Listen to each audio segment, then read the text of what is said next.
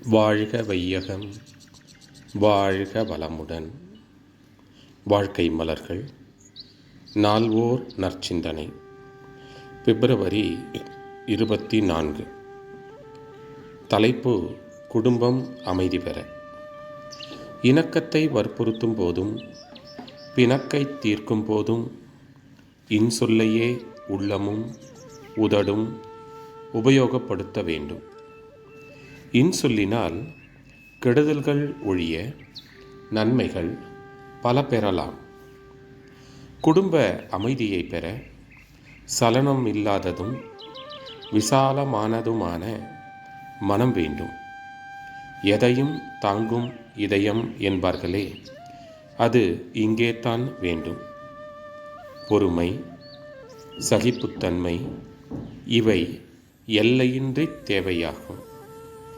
எவ்வளவு பெரிய குழப்பமானாலும் பொறுமை ஒன்றினாலேயே வெற்றி கண்டுவிடலாம். பிறர் குற்றத்தை பெரிதுபடுத்தாமையும் பொறுத்தலும் மறத்தலும் அமைதிக்கு வழிகளாகும்.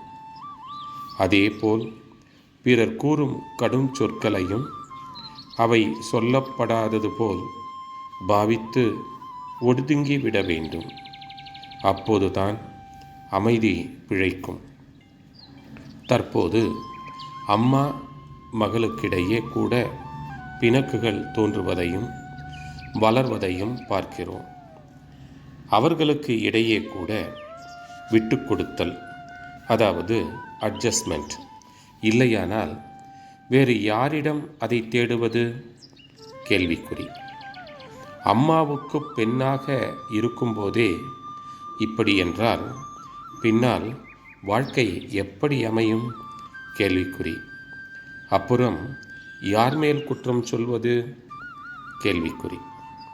தன் கருத்து சரியே ஆயினும் உயர்வே ஆயினும் வாழ்க்கை துணை ஒத்துக்கொள்ளவில்லை என்றால் அது எவ்வளவு அவசியமான கருத்தானாலும் ஞானமே ஆனாலும் சிறிது காலத்திற்கு அவர்கள் ஒத்துக்கொள்ளும் வரை தள்ளி வைக்க வேண்டியதுதான்.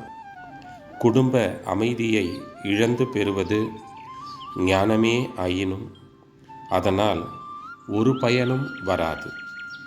அருள் தந்தை. வாழ்க வளமுடன்.